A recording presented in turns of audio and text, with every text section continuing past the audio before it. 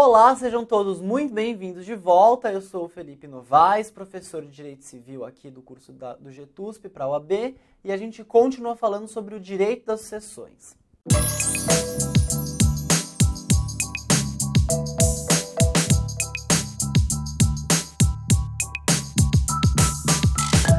Bem, a gente começa a falar hoje sobre a abertura da sucessão, tá? Que é um assunto muito importante para essa matéria, porque tem uma grande repercussão no mundo fático e no mundo jurídico. A abertura da sucessão, ela ocorre automaticamente no momento da morte da pessoa natural, ok? Isso é muito importante. Por que que o ordenamento ele conformou esse sistema dessa maneira? Pelo seguinte, não é desejável, né, no nosso ordenamento que os bens e obrigações eles ficassem acéfalos. Porque, veja, sempre tem uma repercussão se você é titular ou devedor de alguma obrigação, né, de alguma prestação, ou possuidor ou devedor de algum direito. Tudo isso tem grandes repercussões, seja porque quem tem que ganhar precisa saber de quem vai cobrar, quanto quem tem que pagar precisa saber para quem vai pagar, ou tantas outras consequências. Esse é só um exemplo. Mas, de toda sorte, não é desejável que esse conjunto de bens e direitos fique acéfalo. Então, justamente por conta disso, a gente diz que essa sucessão ela ocorre automaticamente a partir da morte e ocorre uma transferência do domínio e da posse desses bens e obrigações para os herdeiros. Veja, eu disse herdeiros, porque quando a gente fala do legatário, lembram que a gente disse ele, que tem origem no testamento e que ele não recebe um conjunto de obrigações e direitos, mas um bem específico, o legatário não recebe, não ocorre essa transmissão para ele na abertura da sucessão. Então, anotem aí. Essa transmissão, ela ocorre na partilha, que é o que a gente vai falar lá no final da matéria. Então, quando a gente está falando dessa abertura de sucessão, a gente está falando especificamente em herdeiros, sejam eles legítimos ou testamentários. O legatário, não. Quando ocorre essa transmissão, veja, a gente não sabe ainda nesse momento qual parte vai caber a quem, certo? Nessa transmissão de direitos e deveres. Então, vamos imaginar, a pessoa deixou 3 casas, 2 carros, uma conta no banco e ela tem 3 filhos e uma esposa, por exemplo. Ora, você não sabe ali neste momento exatamente qual bem vai para cada um, qual parte, né?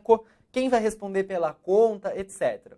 Então, veja, haverá a formação de um condomínio necessário por força da lei. Então, olha só, aplicando-se lá o que a gente viu de condomínio, e entre todos os herdeiros, legítimos e testamentários, ok? Então, até que ocorra a efetiva partilha dos bens, os herdeiros legítimos e testamentários formarão um condomínio necessário por força da lei acerca daquele conjunto de bens e de direitos.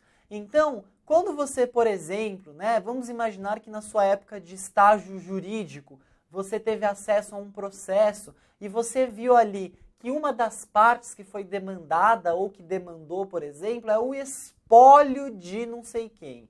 Ora, o espólio representa justamente isso.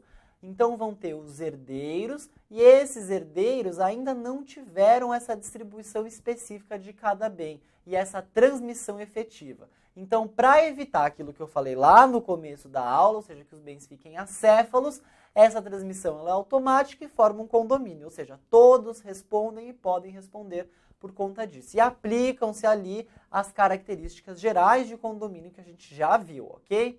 Ademais, quando a gente fala em capacidade sucessória, capacidade é um conceito que a gente vai trazer do direito processual, ok? Então, aqui no direito material, a gente só vai se preocupar, basicamente, né, com trazer as definições mínimas para entender o que a gente precisa. Mas esse conceito, melhor trabalhado, vai ser lá em direito processual. Muito bem. A capacidade processual, ela consiste na aptidão que alguém tem de ser sucessor de outrem, ok? Existem condições que a legislação vai impor para que uma pessoa possa ser sucessora de outra. Então, essa aptidão que processualmente, né, principalmente é um conceito importado lá do direito processual, é um conceito que diz respeito à aptidão, à capacidade de alguém, ok? Então, a capacidade, ela corresponde, de acordo com o conceito que a gente importou lá do direito processual, à aptidão de alguém, ok? Então, vamos lá. Primeiro de tudo, a pessoa ela já tem que ser nascida ou concebida, ok? Então, veja, aqui a gente está falando tanto da concepção natural, que é como a gente imagina e conhece, quanto da concepção laboratorial. Então, veja, aqui a gente está falando da concepção natural, que é aquela que a gente conhece, e a gente também está falando da concepção laboratorial. Veja, a condição a partir desse momento é que haja o nascimento com vida. Então, só fazendo um feixe lá com a primeira coisa que a gente estudou, certo? Para que seja titularizado de direitos sucessórios, é necessário nascimento com vida, mesmo que por apenas alguns segundos. Então, lembra lá, obviamente que muitos não vão lembrar, mas que eu disse que tem uma série de consequências possíveis, considerando o momento em que a pessoa nasceu e se nasceu com vida ou sem vida. Olha a importância. Imaginemos que uma pessoa namora com outra, essa outra pessoa, né, não tem nenhum direito sucessório em relação ao patrimônio daquela pessoa, mas na constância de uma breve relação, por exemplo, eles tiveram um filho. E no momento em que a mulher estava grávida, o sujeito entrou em óbito, imaginemos. Ora, olha a importância disso. Vamos imaginar que essa pessoa tenha pais, tá? Ok, pais vivos e tudo mais. Muito bem. Se esse filho nasceu com vida, então veja, ele atendeu o primeiro requisito de capacidade, certo? Ele já tinha sido concebido, concepção natural. Se ele nasceu com vida, ele herdou, ele sucedeu o seu pai e passou a ser titular de direitos. Aí vamos imaginar que por um infortúnio essa criança não sobrevive mais do que alguns segundos.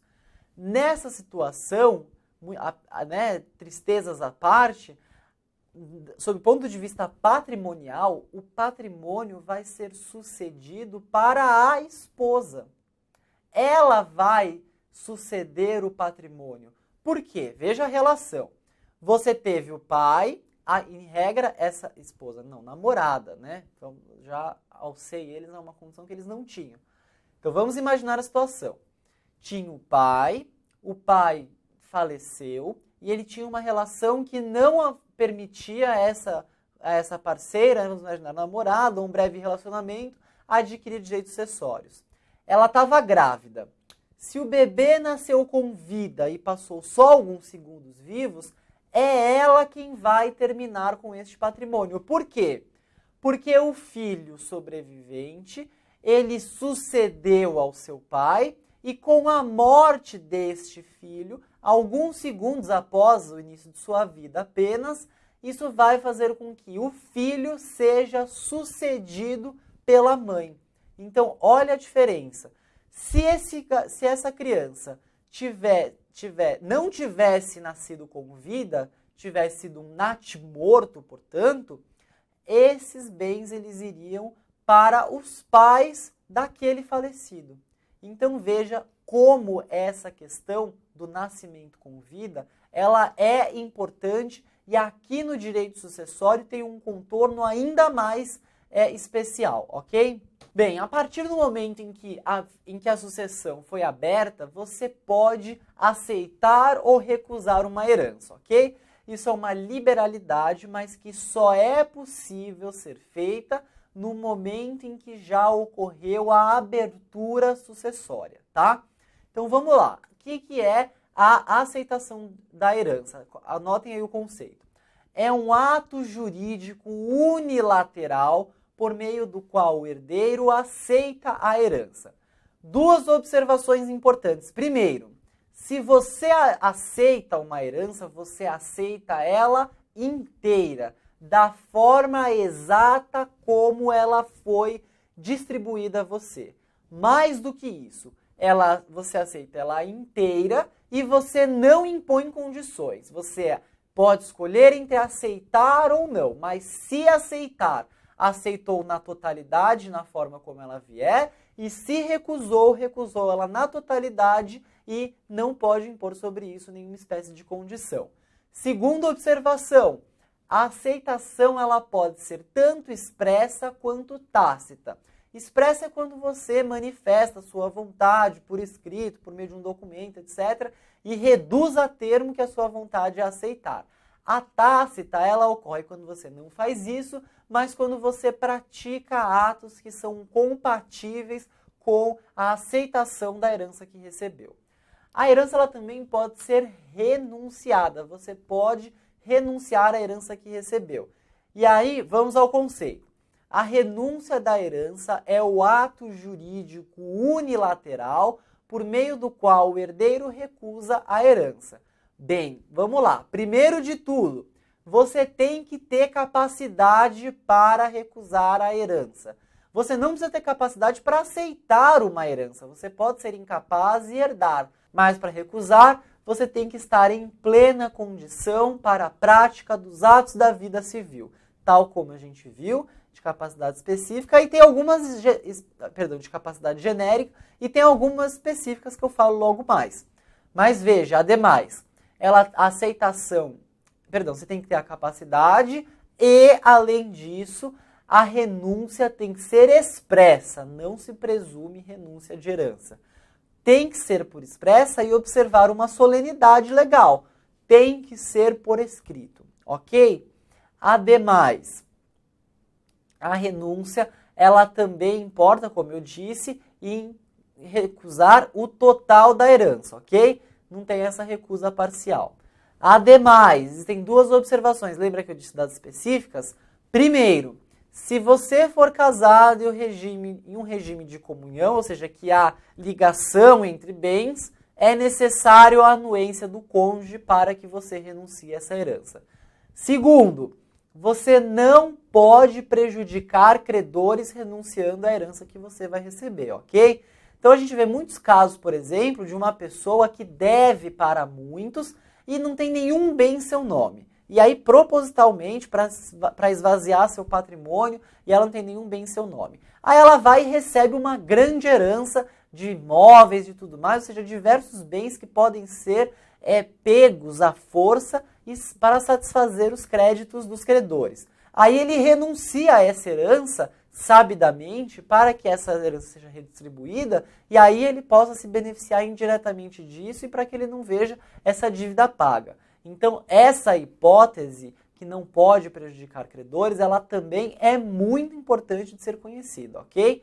Não pode ocorrer essa renúncia se isso for implicar em prejuízo ao credor. Bem, na próxima aula a gente continua o estudo do direito sucessório e, antes de encerrar, gostaria de continuar pedindo para vocês que compartilhassem nosso material, curtissem aqui nosso vídeo, isso importa bastante aqui para a gente, se inscreva no canal do GTUSP e a gente se vê na próxima aula. Muito obrigado pela atenção de todos e até lá!